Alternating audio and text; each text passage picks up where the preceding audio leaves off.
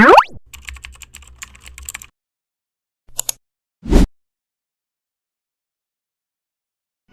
morning guys, luto tayo ng pusit.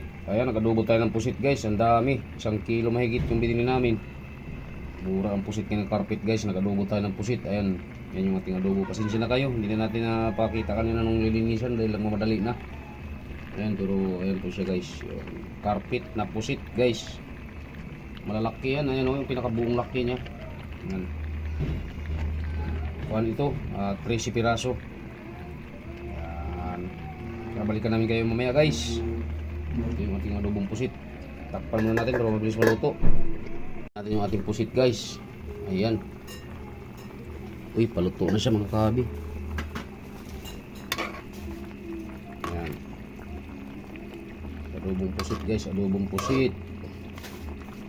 Ayan o, ulo. Parang umunti na siya na naluto na guys. Tikman natin mga kabi kung tama yung sangkap natin nilagay.